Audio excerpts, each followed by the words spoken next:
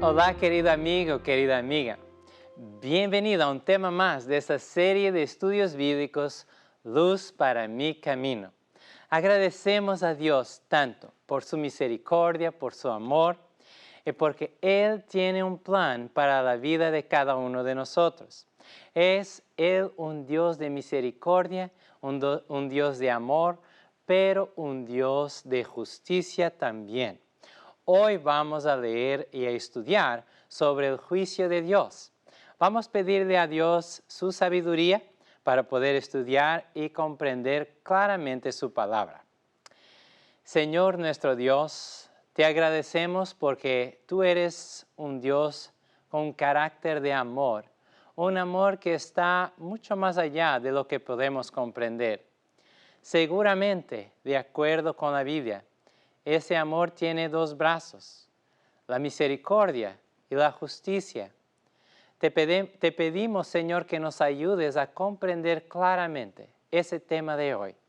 Que podamos, Señor, ser fortalecidos en nuestra fe y podamos también no solamente ser bendecidos nosotros, pero aprender cosas que nos ayudarán a ayudar a otros en su camino contigo. Es lo que pedimos en Cristo Jesús. Amén. Vamos a nuestra primera pregunta. De ese tema, el juicio de Dios. Primera pregunta, el tiempo profético de las 2000 tardes y mañanas que ya hemos estudiado se extendió hasta el año 1844. ¿Qué mensaje solemne debería ser predicado en la tierra a partir de esa fecha?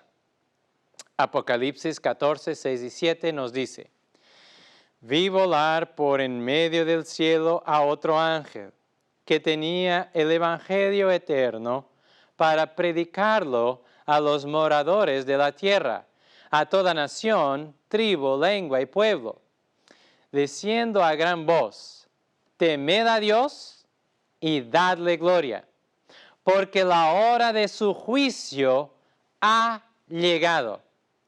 Y adorad a aquel que hizo el cielo y la tierra y el mar y las fuentes de las aguas. Mira, querido o querida, la Biblia nos enseña claramente en el libro de Daniel, capítulo 8, verso 14, que hasta 2300 tardes y mañanas y el santuario sería purificado. El santuario, claro está, estamos hablando del santuario celestial, porque ese periodo de 2300 días proféticos, es decir, 2300 años, pues empezó con la orden para restaurar Jerusalén en 457 a.C. y terminó en el año 1844. Entonces nos dice la Biblia que Juan, el apóstol que escribió el Apocalipsis, vio un ángel a volar en medio del cielo, símbolo de un mensajero. Y vamos a estudiar el mensaje de ese ángel más en detalle en otro estudio. Pero ese ángel o ese mensajero, ese movimiento que debe predicar en toda la tierra, está diciendo: temed a Dios y dadle gloria, porque la hora de su juicio ha llegado. Querido amigo, de acuerdo con la Biblia, Dios y su Hijo Jesucristo están juzgando. La hora del juicio de Dios ya llegó. Vamos a aprender más sobre el juicio de Dios. Seguimos con nuestra próxima pregunta. Dice: ¿dónde ocurre el juicio de Dios? Y leemos en Daniel 7, versos 9 y 10, y sería bueno repetir muchas veces esos textos para comprender claramente lo que ellos dicen. Estuve mirando hasta que fueron puestos tronos, y se sentó un anciano de días, cuyo vestido era blanco como la nieve, y el pelo de su cabeza como lana limpia.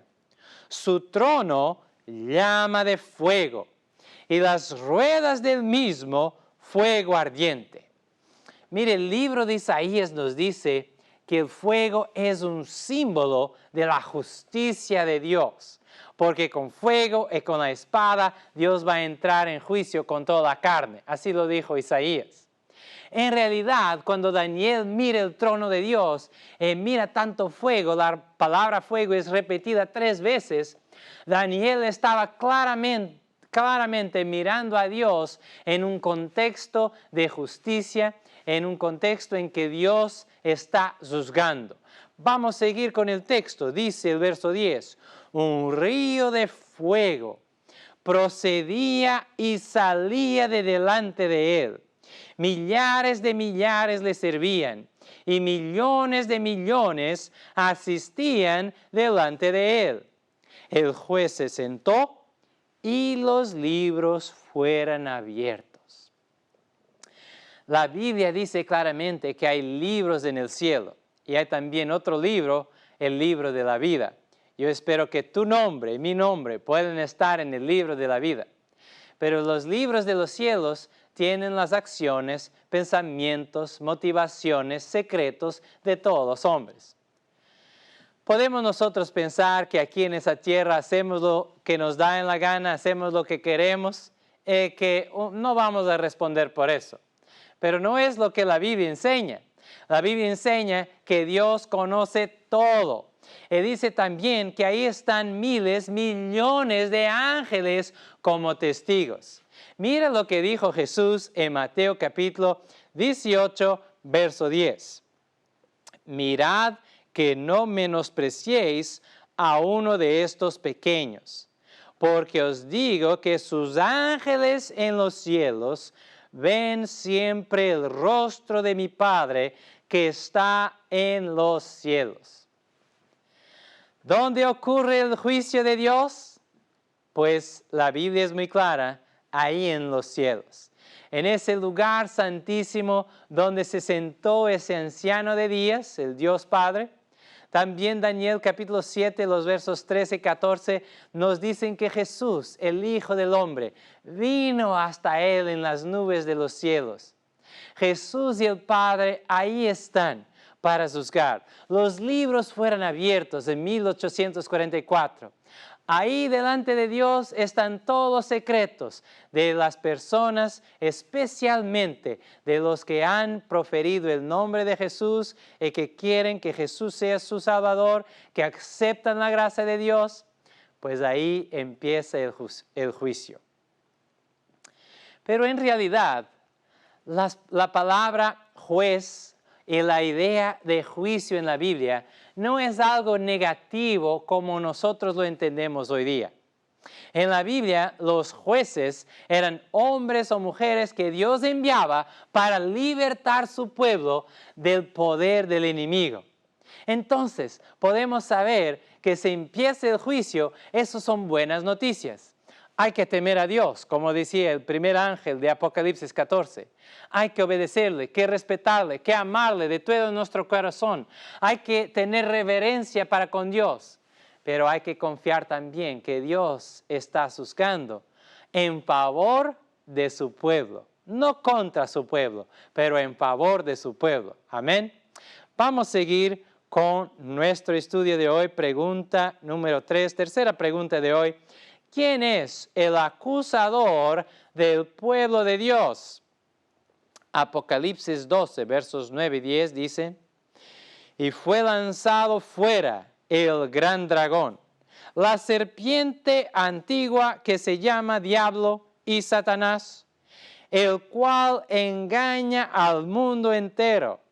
Fue arrojado a la tierra y sus ángeles fueron arrojados con él.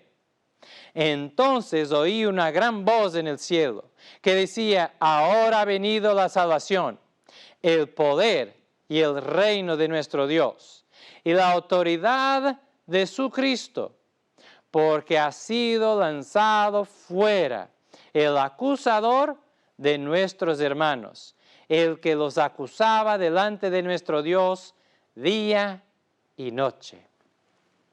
La Biblia es muy clara. No es Dios que acusa, a Dios no le gusta acusar. Dios no es un acusador. El acusador, de acuerdo con la Biblia, es el diablo, Satanás. Le gusta acusar, no solo delante de Dios y de sus ángeles, pero Satanás, a él le gusta tentarnos a pecar y entonces acusarnos de que somos pecadores y llevarnos a la depresión. Querido amigo, querida amiga, ¿has hecho cosas que no debías hacer? ¿Has caído en pecados muy graves? Pues no es Dios tu acusador. ¿Te acuerdas cuando Jesús encontró una mujer o trajeron a Jesús una mujer encontrada en adulterio? Todos querían condenarla, todos querían apedrearla. Mejor aún, querían que Jesús diera la orden para que la apedreasen, para tener entonces una acusación contra Jesús para con los romanos. Pero Jesús ha dicho a la mujer, yo no te voy a condenar. A Jesús no le gusta condenar. A Jesús le gusta salvar. Él vino a esa tierra, dar su propia vida, dar su sangre, sudar hasta gotas grandes de sangre para que tú y yo pudiéramos ser salvos. Dios no es un juez que le gusta acusar y condenar.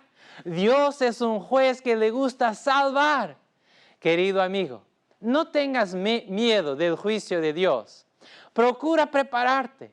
Abre tu corazón a Dios. Arrepiéntete de tus pecados. Confiesa tus pecados todos a tu Dios y Salvador Jesucristo.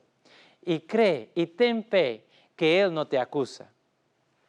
En realidad, si te sientes acusado, si te sientes deprimido por los errores del pasado hoy, y si sientes que no hay esperanza para ti, esa voz que te está hablando no es la voz de Dios. Dios te va a mostrar tus pecados, claro, para que tengas conciencia, para que te arrepientas, para que los confeses, pero también para que Jesús los pueda limpiar y borrar con su sangre. Satanás va a intentar deprimirte, hacerte pensar demasiadamente en ti mismo, en tus problemas, en tus pecados, en tus dificultades. Pero Dios, a través de su Hijo Jesucristo, quiere ayudarte a fijar tus ojos en su misericordia, en su gracia, en la esperanza que tenemos en Cristo Jesús. Satanás busca deprimirnos, pero Cristo busca darnos esperanza. Sí hay un juez, sí hay un juicio, sí hay libros en el cielo, pero hay también dos manos heridas, por ti y por mí, para salvarnos, para darnos esperanza, para darnos perdón, para darnos salvación. Amén. Seguimos con nuestra próxima pregunta. ¿Quién es el juez en el tribunal de Dios? Juan capítulo 5, verso 22 dice, porque el Padre a nadie juzga, sino que todo el juicio dio al Hijo. Y el verso 27 dice, y también le dio autoridad de hacer juicio por cuanto es el Hijo del Hombre. En el tribunal de Dios nos esperaríamos que Dios sea el juez. Sí, Dios es el juez, pero Dios Padre no nos juzga de acuerdo con la palabra de Dios. Él ha entregado todo el juicio al Hijo, a su Hijo Jesucristo. Y nos dice también el Evangelio de Juan que Jesús nos juzga porque Él es el Hijo del Hombre. Es decir, aunque Jesús, de acuerdo con las Escrituras, sea Dios con el Padre desde la eternidad, fue Jesús que ha creado todas las cosas en esa tierra. De acuerdo con el Evangelio de Juan, Jesús es Dios, pero Jesús también es hombre. En un momento de la historia, Jesús vino a esa tierra. Jesús se dio por nosotros. Jesús sufrió lo que nosotros sufrimos. Dice el libro de Hebreos en el capítulo 2, verso 18, que en las cosas que Cristo fue tentado, también puede socorrer, ayudar a los que están siendo tentados. Ahí en ese gran juicio en el cielo, Jesús intercede por nosotros. Jesús que caminó en esa tierra como nosotros caminamos, que fue traicionado como nosotros a veces somos traicionados, que fue tentado en todas las cosas, que tuvo hambre, que tuvo sed, que tuvo mucha calor a veces, mucha frío otras veces. Jesús que ha sufrido todo lo que nosotros sufrimos, ese Jesús es el que nos va a juzgar, porque Él conoce por experiencia lo que nosotros pasamos aquí en esa tierra, que no es nada fácil. Seguimos con nuestra próxima pregunta, que es, ¿quién es nuestro abogado de defensa? Pues 1 Juan capítulo 2 versos 1 y 2 dice, hijitos míos, estas cosas os escribo para que no pequéis.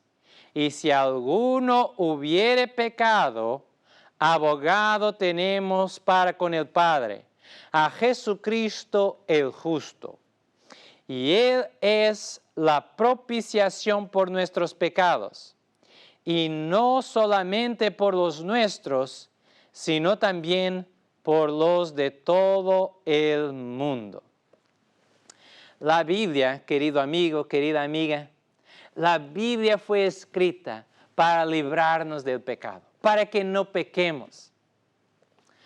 Un día un papá ha dado a su hijo una Biblia y escribió en el principio, en las hojas del principio, en algunas páginas para notas que estaban ahí, le escribió, ese libro te va a hacer dejar el pecado, o el pecado te va a hacer dejar este libro. Querido amigo, Dios nos ha dado la Biblia para apartarnos del pecado, pero también nos ha dado la Biblia para apuntar para el único que puede quitar el pecado de nuestro corazón, y ese es Jesucristo. Dios no quiere que tú y yo pequemos, pero Dios sabe que nacimos en un mundo de pecado y que somos pecadores, y que aún después de dar nuestro corazón a Jesús, a veces aún caemos, a veces aún tenemos de llorar, a veces aún tenemos de confesar nuestros pecados a los pies de Jesús. A veces aún vamos a comprender y reconocer que aún somos muy débiles, aún somos polvo en esa tierra. Ya somos hijos de Dios, Dios nos considera sus hijos, pero aún somos sensibles a las tentaciones de Satanás. Aún tenemos tendencias en nosotros que queremos dejar y que a veces aún no hemos dejado completamente. Y muchas veces vamos a caer, pero dice la Biblia que si alguien cae en pecado, tenemos un abogado para con Dios el Padre, Jesucristo el justo, que es la propiciación no solo por mis pecados y por tus pecados, pero por los pecados de todo el mundo. Los pecados de todo el mundo fueron cargados por Jesús en la cruz del Calvario. Todos los pecados, todos los pensamientos malos, todas las acciones malas, todas las cosas malas que hombres y mujeres han hecho y aún van a hacer en esa tierra, cayeron sobre Jesús en esa cruz. Y en esa cruz Jesús pagó el precio por todos nuestros pecados. Y ahora nos dice la Biblia que ese Jesús que nos ha amado tanto, ese amigo de pecadores que murió por los pecadores, es no solamente el juez en el tribunal de Dios, pero es también nuestro abogado de defensa. Qué verdad maravillosa. Confiar y creer en la palabra de Dios nos trae paz, porque sabemos que nuestro mejor amigo es en realidad nuestro juez y es también nuestro abogado de defensa. Imagínate que tú tienes de ir al tribunal porque has hecho algo que no deberías hacer. Pero tú sabes que aunque las cosas que tú has hecho no fueran muy buenas, tú sabes que el juez y abogado de defensa son tus amigos. Uno es tu padre, otro es tu hermano. Amigo, ¿vas a tener confianza en un tribunal así? Yo espero que sí. Si tu papá te ama y es tu amigo, hay padres que infelizmente a veces no cuidan muy bien a sus hijos. Pero yo sé que en mi caso, si el juez fuera mi papá y si yo tuviera un hermano que fuese mi abogado de defensa y ese hermano había dado su vida por mí, yo iba a tener confianza. Dios quiere que tú y yo tengamos confianza en el juicio. Dios sabe que somos débiles, que vivimos en un mundo difícil, que a veces caímos en pecado, pero Dios nos da todas las oportunidades para confesar nuestros pecados, nos da promesas maravillosas que dicen que Dios está listo a perdonar y nos da también la más grande esperanza de saber que Jesús está intercediendo día y noche por nosotros. Eso es lo que dice Hebreos 7:25. Por lo cual puede también salvar perpetuamente a los que por Él se acercan a Dios, viviendo siempre para interceder por ellos. Amigo, necesitas de ayuda, necesitas hablar con alguien en el medio de la noche, por ejemplo. A las 3 de la madrugada, has hecho algo que no debías, o te despiertas y te acuerdas de algo muy malo en tu pasado, que tú has hecho, que querías olvidar, pero parece que te viene a tu memoria. Querido amigo, sea a las 3 de la madrugada, sea a las 2 de la madrugada, sea a las 3 de la tarde, sea a las 8 de la noche, sea que hora fuere, Jesús intercede siempre por nosotros. Mientras no se termine el tiempo de gracia, mientras aún Jesús está intercediendo en el santuario celestial, a cada momento tú puedes venir a Jesús, tú puedes venir a Dios exactamente como estás. Y aún hay misericordia para ti. Qué verdad maravillosa. Seguimos. Y la próxima pregunta es, ¿quién va a ser juzgado en el tribunal de Cristo? 2 Corintios 5:10 dice, porque es necesario que todos nosotros comparezcamos ante el tribunal de Cristo.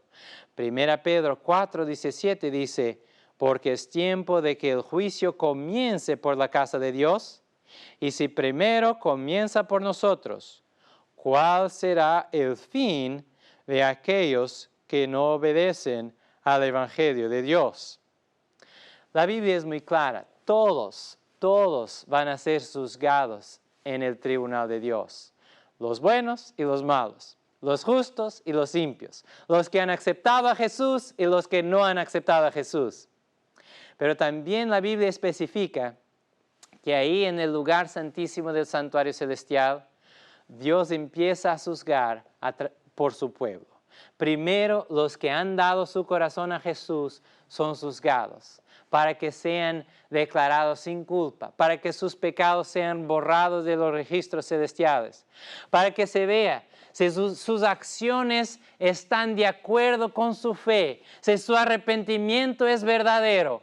Entonces ellos tienen sus nombres escritos en el libro de la vida y ellos van a estar en el cielo con Jesús. Cuando Jesús venga, los va a llevar con Él. Nuestra próxima pregunta es, ¿cuál es la ley por la cual seremos juzgados? Santiago 2, verso 12 dice, así hablad y así haced, como los que habéis de ser juzgados por la ley de la libertad. Cuando Dios ha libertado a su pueblo Israel del Egipto, Dios les ha preguntado, yo les he libertado y ahora yo quiero ser vuestro Dios, yo quiero que ustedes sean mi pueblo. Leemos esa historia en Éxodo capítulo 19. Y el pueblo dice, sí, queremos ser tu pueblo. Pero Dios le ha dicho, quieren ser mi pueblo, hay que respetar mis leyes. Y el pueblo ha dicho, sí, queremos respetar tus leyes. Entonces Dios les ha revelado los 10 mandamientos, la ley de Dios, que vamos a estudiar en otro tema de nuestra serie. Pero el apóstol Santiago, dice claramente que a través de esa ley vamos a ser juzgados. Y Él no estaba hablando solo para los judíos. Esa ley, la gran ley moral de Dios, es la ley a través de la cual Dios va a juzgar su pueblo. Hay personas que dicen, pero yo acepté a Jesús y ya no necesito cumplir la ley. Pero querido amigo, la Biblia nos dice que somos justificados por la fe en Jesús. Somos salvos por la gracia de Dios, pero somos juzgados por la ley de Dios. Porque cuando creemos verdaderamente en Cristo y le entregamos nuestro corazón, Cristo nos cambia y nuestras acciones ahora están de acuerdo con esa ley de amor y de libertad que Dios ha dado a su pueblo. Seguimos con la última pregunta de hoy. ¿Qué sucederá al final del juicio?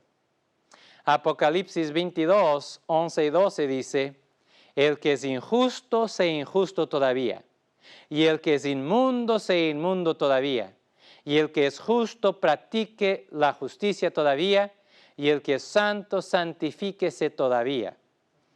He aquí, yo vengo pronto, dice Jesús, y mi galardón conmigo, para recompensar a cada uno según sea su obra. Cuando Jesús termine de interceder en el lugar santísimo del santuario celestial, entonces se termina su obra de intercesión y el caso de cada uno estará decidido.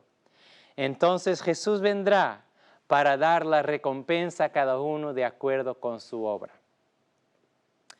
Querido amigo, he leído la historia de algunos pioneros hace muchos años atrás, cuando empezaron los colonizadores a conquistar ese país, que estaban viajando de la costa este para la costa oeste de los Estados Unidos.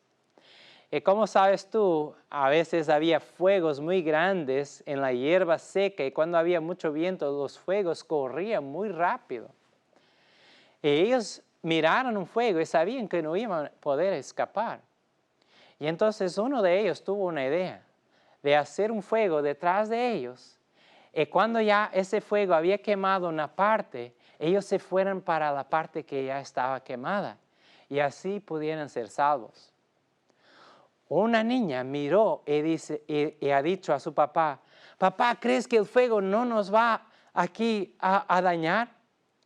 Pero el papá ha dicho, aquí ya ha estado fuego. Y porque el fuego ya estuvo aquí, ese fuego no puede estar donde ya ha estado fuego antes. Si tú crees en Jesús, si has confesado tus pecados, si le has entregado tu corazón completamente, Jesús soportó el castigo del fuego del infierno en la cruz por ti y por mí. El fuego de Dios no te va a consumir cuando ya Jesús pagó por tus pecados. Nada más tienes de confiar en Él de todo tu corazón.